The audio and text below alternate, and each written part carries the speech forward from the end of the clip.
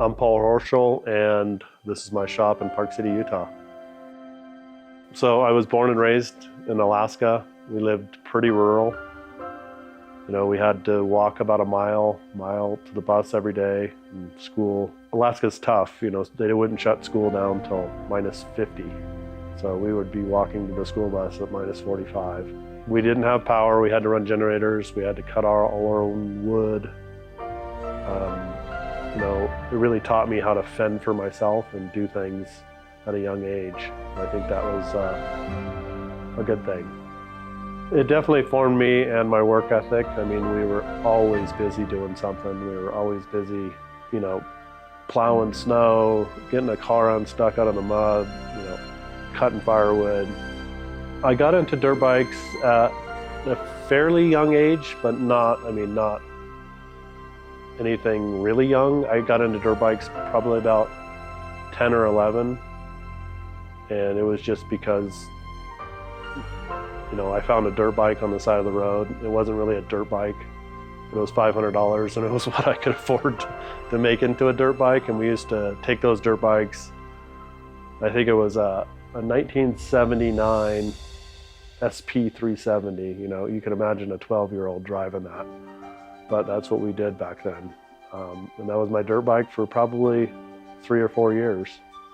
And I learned to work on it, learned to try to modify it because it wasn't as good as the other kids' dirt bikes. So I was always putting shocks on them, whatever I could find to make it go faster. I think I've always been a risk taker, you know, and, you know, I think most of it goes back to snowboarding.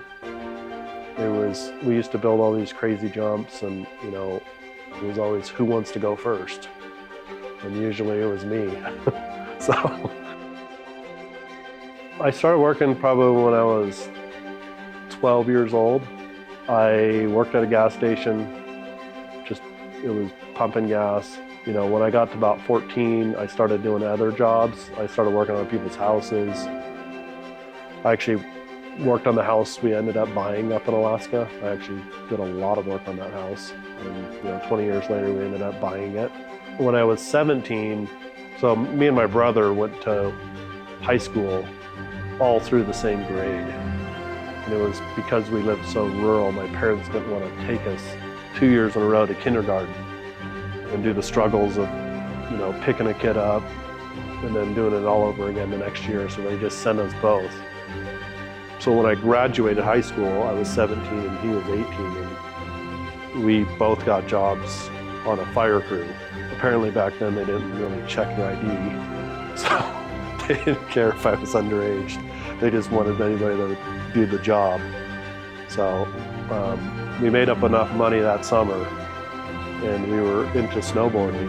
That was a really big passion of mine back then, you know?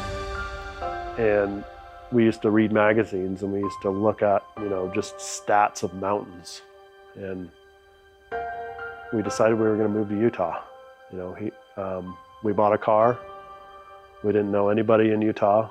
We didn't know much anybody in the lower 48. We just hopped in a car and drove down here, and, you know, I've been here for 30 years.